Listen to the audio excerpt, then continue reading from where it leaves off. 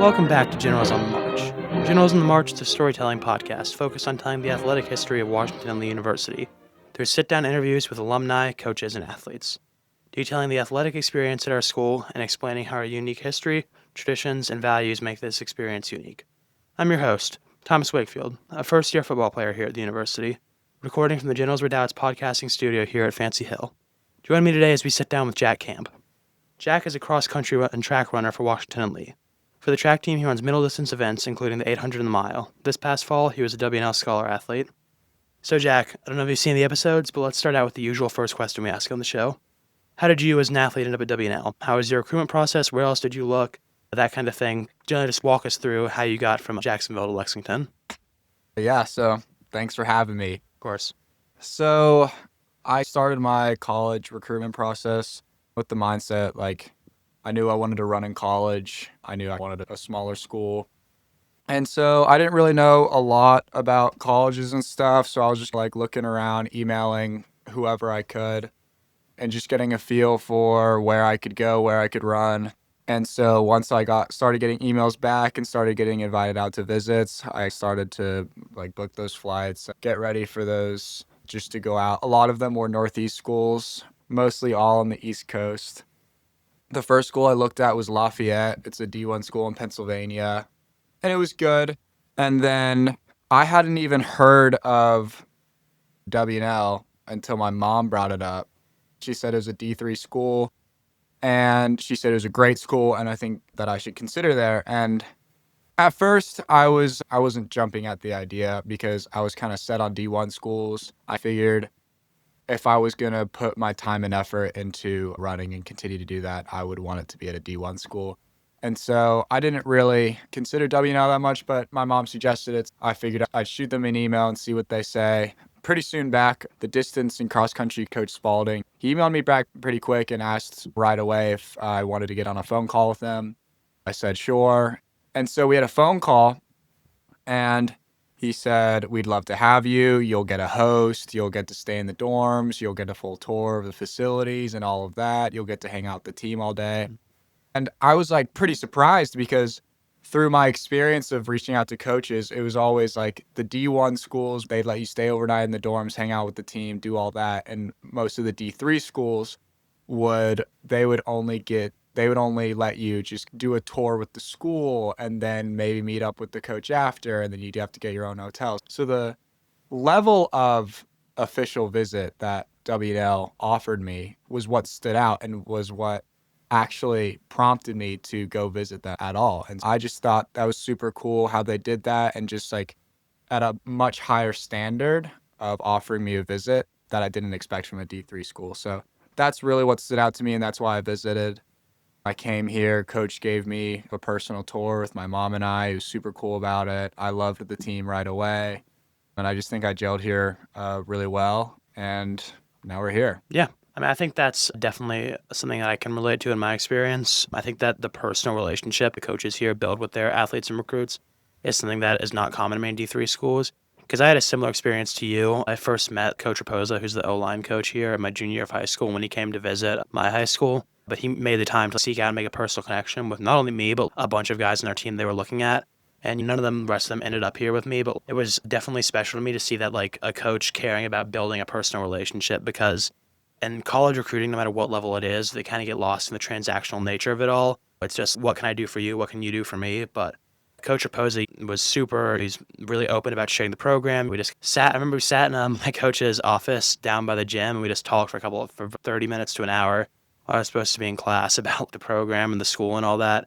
And when I visited, I had a similar experience to you. I was overnight after a football game, which again is something crazy because they're in the middle of the season. They just played. It was the Hampton-Sydney game, which was a really close game. So I was it's incredible the amount of time and diligence they give to their recruits, even in difficult and busy times for the sports programs. And I would say that's just something special about the Washington Lee Athletics program, is it's really relationship focused. For sure. Yeah. And so after you took the visit, after you got sold on that, was that just smooth sailing from there? You ended up here, or were there any more kind of bumps in the road along your journey from high school to here? Yeah, just as far as deciding where I wanted to go to college and getting into college, it really was smooth sailing from there. Going back to my Lafayette visit, I visited them. I thought everything went super well. And then at the end of the visit, I met with the coach and he basically said, "You're not good enough yet. We need more from you." And that kind of hit me in the face because I thought it went really well. The whole team was super supportive. Yeah, you'll get an offer. And then just the coach saying, "We need more. You're not really good enough for us yet." That was it was pretty demoralizing. And so coming into the W&L visit, I was much more like not expecting as much and just knowing, oh, I might have a ways to go here and that's okay. And I remember sitting down with Coach Spalding at the end of my visit before I left to go home, just asking where his head's at, like what more I needed to do. And he just said, "We just need a yes from you. Like, we're all in on you. We think you'd be a great fit for our program. And so we just need a yes from you and we'll get you through the process." And so that was just that just made me feel like they wanted me there.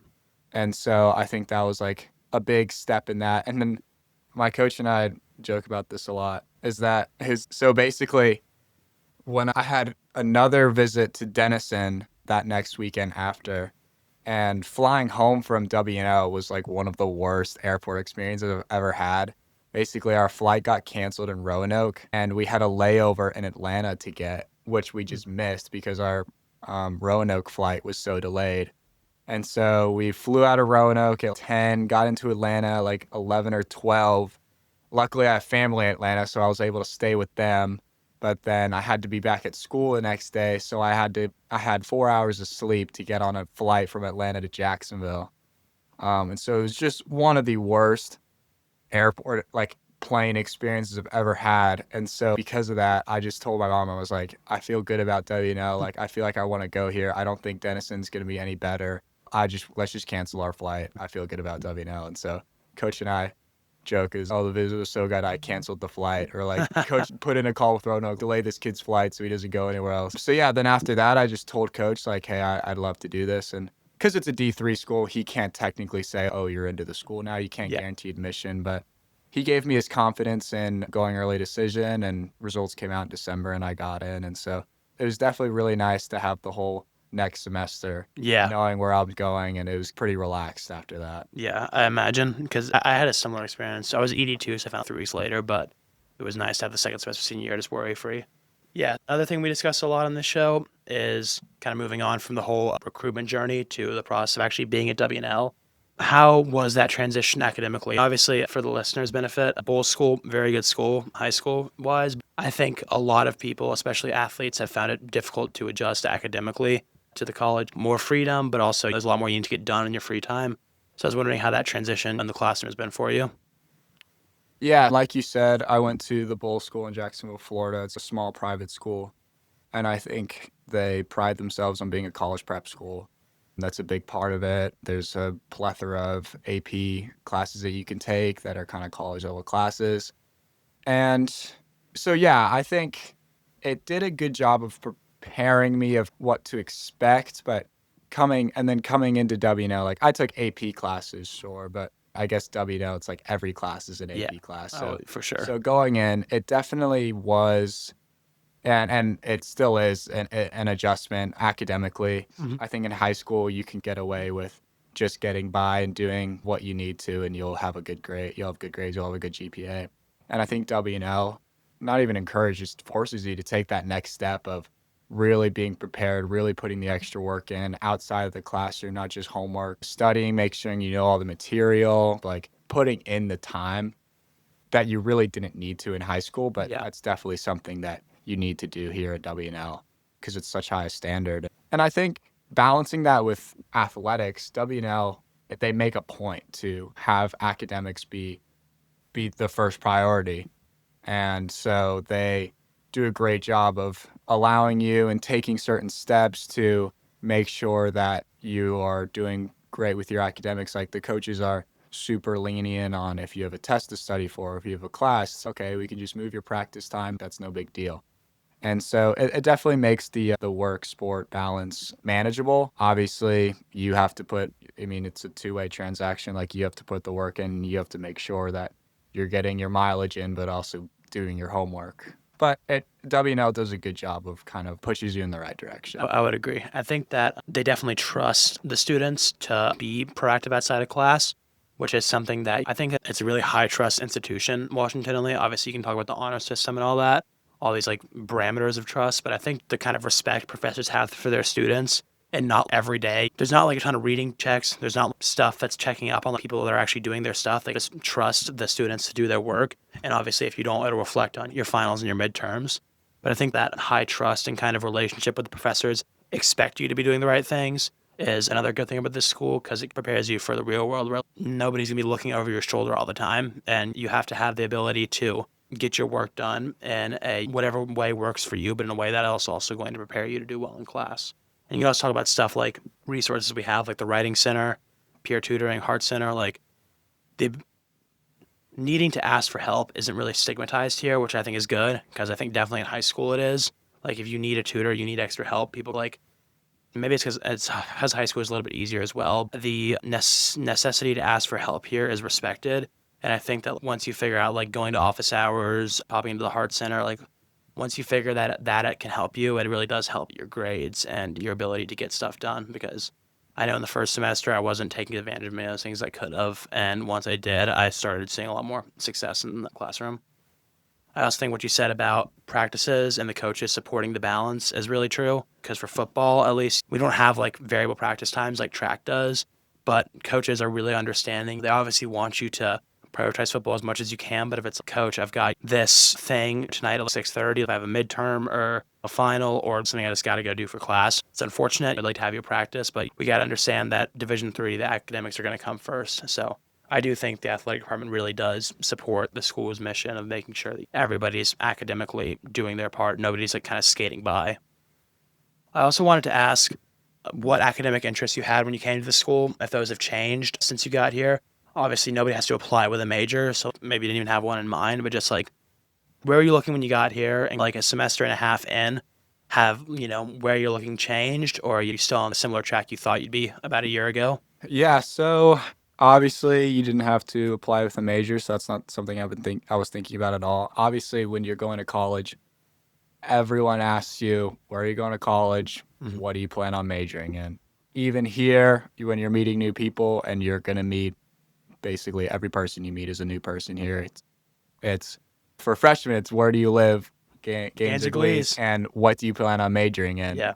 And it's just always, I have no idea. I'd never really had any semblance of an idea of what I wanted to do because do I want to pursue something that I'm really interested in or do I want to pursue something that's going to get me a job? And so that's always just something that I had no idea.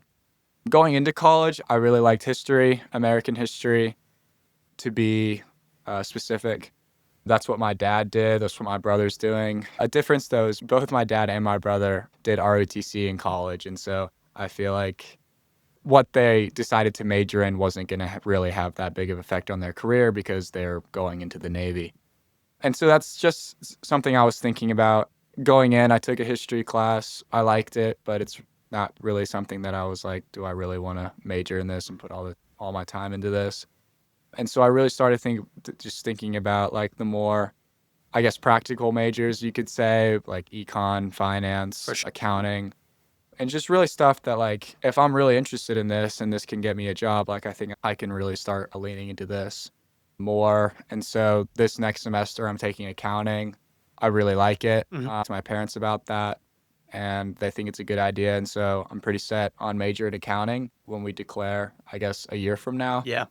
And so I'm excited about that because I think it clicks well for me and I like the problem sets and stuff.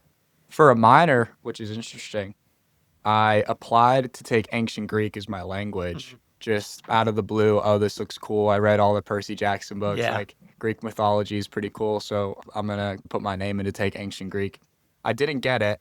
And so I thought, well, that's okay. But then when I went to the academic fair, I decided to talk to the ancient Greek teacher because why not? And he absolutely sold me on the idea. I said I got on the wait list, and he said, we would never turn down a Greek or Latin student. Like, you can get in the class, just shoot me an email. So I did that. I'm in the class. I absolutely love it.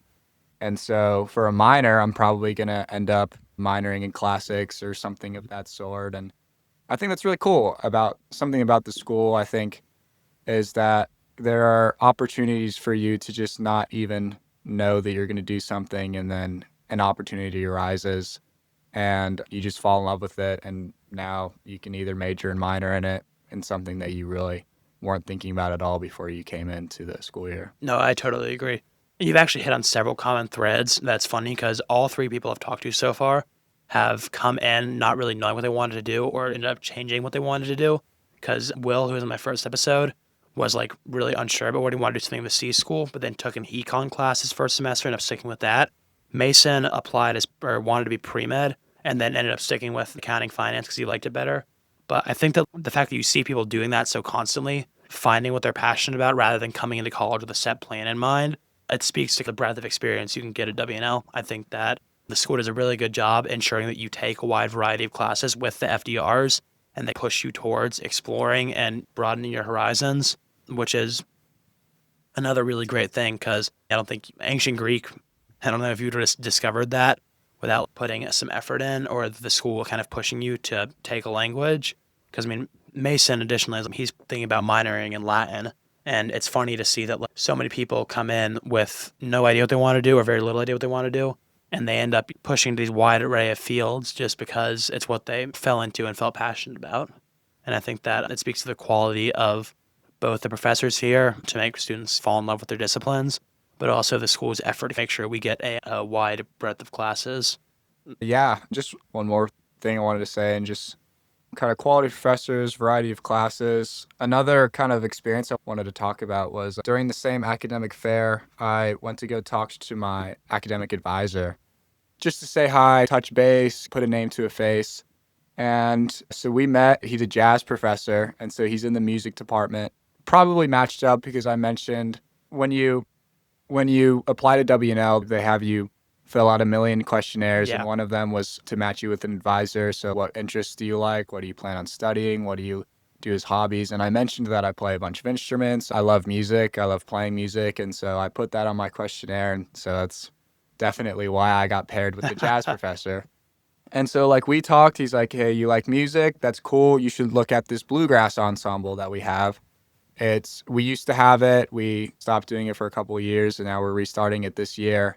And I thought that was cool. I wasn't sold on it right away, but I was like, let's just do it. I like playing the banjo. It's one of my favorite instruments to play. I'll just go see what it's about. Absolutely loved it. And again, if I wasn't paired with the jazz professor, I would have no idea that this class even existed. I met a bunch of friends in it. I love the professor, and it's just an outlet to do what I love. And if W&L doesn't have these kind of systems in place to like, hey, let's give them an advisor that actually will share a common interest and lead you toward those common interests, I wouldn't be able to have that experience. So it's just super cool how W&L cultivates this kind of academic experience for you. Yeah, I would agree. And I think that the Bluegrass Ensemble is a nice segue to the kind of next thing I want to discuss, which is the wide variety of things you can do while as an athlete here. And obviously, we're all very focused on our sports, spend a lot of time dedicated to them. But the good thing about Division III is there's not really a ton of limitations on what you can and can't do. Because at major D1s, even some low major D1s, there's like limitations on what you can and can't study because professors or coaches don't want some of their athletes like taking these super hard majors. But there's certainly limitations too on like other extracurriculars, social life, Greek life. I think that there's a wide variety of things that we can get involved in here as athletes. And I think that it's really beneficial to both our college experience, obviously, because things like bluegrass ensemble, fraternity, stuff like that, that's super positive for both just a general enjoyment of life in college, but it also helps develop the whole person as more broadly than just classroom and sport. And you get to, again, like we've been saying, branch out more and experience a whole lot more, which is something really cool with the school.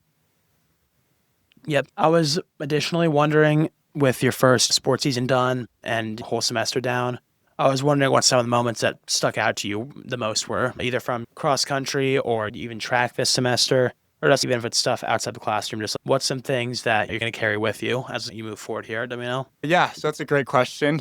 Obviously, right out the gate, you show up to campus, and the first people and the only people you hang out for a while is your team. And so I got to know those guys. I met a few of them on my visit, really got to know all of them pretty well those first 2 weeks of preseason. I don't know if you've talked about Yeah. this, but for the fall athletes, you come 2 weeks before school starts Yep. for practice and just get acclimated with stuff. So when did y'all move in? Because football, we Um, moved in the 12th of August. yeah, and so cross country moved in the 15th. Gotcha. Yeah. So it was that, I think it was a Monday or a Sunday or something. Yeah. It was a Saturday because then we had Sunday and then our first practice was Monday. Yeah. So yeah, and I think that was like really good, not only to get acclimated with campus before the bustling of school Yeah. starts with everybody else getting there, but you can just like make friends Hmm. pretty easily because you're on a team. And so that was really special, and we're all super close. It's like we get closer every day. And so I think the connections I've made with the team are super beneficial to me, and yeah, just experiences in general. We won ODAC conference championships this year for cross country. That was super special. I come from my high school team was a pretty winning program. Yeah. And so coming into 6th grade, we won state, we went to nationals, and we continued that tradition through high school. And so going into college, I didn't expect it to be the exact same. I expected like, hey, I don't go to, like, I'm not in my high school anymore. The competitions can be greater. And like, I wasn't really going to school because they were good at what they did. I did it because I liked the school and I wanted to run. But then getting there and winning conferences and really just, and what I didn't observe, I wasn't really looking for, but didn't observe on my visit was just the winning mentality that W&L has. For sure. They're just getting after it. We want to win everything we do. Mm. Super competitive and takes these things super seriously. And so that's definitely something that I kind of learned when I got here, and that's just something that really excited me because Yeah. they're like, we want to go win conferences, like we want to go beat Lynchburg, and we want to take it by storm. And so winning conferences was super exciting. And then just taking that, riding that momentum to then going and winning regionals in cross country was something I just went from one winning program to the Yeah. next. Like, it's super exciting. I think it was our first region titles in 33 years Wow. or something. So that was super exciting, and I'm super excited for the future of this program. And so, yeah, just experiences like that where you can just work your butt off at a school and see the results it's exciting, and I'm excited. I think we all did great for indoor season. Obviously we got second at indoor ODACs, so obviously there's room to improve, but I'm super excited to see what we do coming into outdoor season. I think the team has had an entire year to gel with each other, and especially now that the distance guys are starting to hang out with the sprinters and jumpers and more of the field events for track. And so as the whole track team comes together, I'm excited to see what we can do for outdoor ODACs. But yeah, we'll be following closely. It's a very successful program from the running side and the track side as well. So yeah, I think a lot of us will be hoping to see a outdoor track championship, fingers crossed. But I do think additionally that Washington and Lee, just as the school we are, tends to attract people who want to be successful in everything they do. Obviously, the academic success is a prerequisite to get in here. That's just what it is.